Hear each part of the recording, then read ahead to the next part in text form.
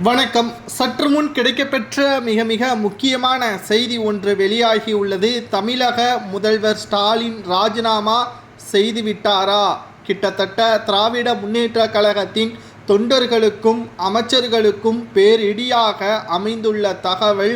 ஜனாதிபதி முர்மு அவர்களிடம் கொடுக்கப்பட்ட கடிதம் மிகப்பெரிய அளவிலான பரபரப்பை ஏற்படுத்தியுள்ளது. தமிழகத்தில் கடந்த 3 ஆண்டுகால ஆட்சி முடிந்து 4வது ஆண்டு தொடக்கத்தில் இருக்கக்கூடிய திராவிட முன்னேற்ற கழகத்தின் ஆட்சி காலத்தில் இதுவரை சொன்ன வாக்குறுதிகளையும் நிறைவேற்றவில்லை. கடந்த 2 நாட்களாக சட்டப்பேரவை கூட்டம் நடந்து முடிந்துவிட்டது. அதில் தனது பதவியை ராஜினாமா செய்ய உள்ளதாகவும் தெரிவித்துள்ளார். டங்ஸ்டன் துறைமுகம் தமிழகத்தில் அமலுக்கு வந்தால் நிச்சயமாக என்னுடைய பதவியை ராஜினாமா செய்வேன். அதை இப்பொழுதே கடிதத்தை எழுதி கொடுத்து விடுகிறேன் என்பதற்கேற்ப எடப்பாடி பழனிசாமி, எதிர்க்கட்சி தலைவர் எடப்பாடி பழனிசாமி அவர்களிடம் தெரிவித்துள்ளார். இது பரபரப்பை ஏற்படுத்தியுள்ளது. மேலும் தமிழக எதிர்க்கட்சி தலைவர் எடப்பாடி பழனிசாமி அவர்கள் கூறுவது என்னவென்றால், நீங்கள் ஆட்சி பொறுப்பேற்று 3 ஆண்டுகள் முடிவடைந்து விட்டது. ஆனாலும் சொன்ன வாக்குறுதிகள் நிறைவேற்றப்படவில்லை. தமிழகத்தில் சட்ட ஒழுங்கு மிக மோசமாகத்தான் இருக்கிறது. ஒட்டுமொத்த மக்களின் வாழ்வாதாரமும் பாதிக்கப்பட்டுள்ளது.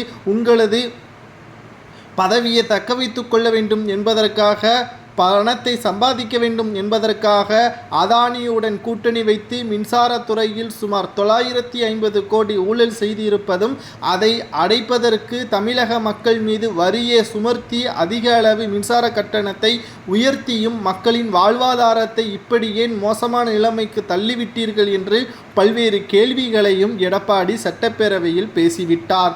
இதனால் ஒட்டுமொத்த எதிர்ப்பையும் 2 நாட்களில் எப்படி பேச முடியும்? அனைத்திந்திய அண்ணா திராவிட முன்னேற்ற கழகத்தின் பொதுச் செயலாளரும் எதிர்க்கட்சி தலைவருமான எடப்பாடி பழனிசாமி அவர்கள் சபாநாயகர் அப்பா அவர்களுக்கு கோரிக்கை வைத்துள்ளார். அதாவது 100 நாட்கள், 365 நாட்களில் 100 நாட்கள் சட்டமன்றம் கூட வேண்டும் என்றும், ஆனால் உத்தரவுகள் பிறப்பிக்கப்பட்ட நிலையில் 10 நாட்கள் கூட முழுமையாக நடைபெறவில்லை என்றும் தன்னுடைய கருத்தை தெரிவித்துள்ளார். மேலும் டங்ஸ்டன் துறைமுகம் அமைப்பதற்கு எதிராக பல்வேறு தீர்மானங்கள் நிறைவேற்றப்பட்டுள்ளது. ஆனால் மத்திய அரசு இதை ஏற்காமல் காலதாமதம் செய்தால் நிச்சயம் எனது பதவியை ராஜினாமா செய்வேன் என்று ஸ்டாலின் அவர்கள் தெரிவித்திருப்பது பரபரப்பை ஏற்படுத்தியுள்ளது. ஒட்டுமொத்தமாக திராவிட முன்னேற்ற கழகத்திற்கு பேரதிர்ச்சியாக இது அமைந்துள்ளது என்றும் சமூக வலைதளங்களில் தற்பொழுது பரபரப்பை ஏற்படுத்தியிருக்கிறது. உங்களது கருத்துக்களை கூறுங்கள். முதல்வர் பதவியை ஸ்டாலின் ராஜினாமா செய்யலாமா? இது சரியாக இருக்குமா என்பதை கமெண்ட் வாயிலாக கூறுங்கள்.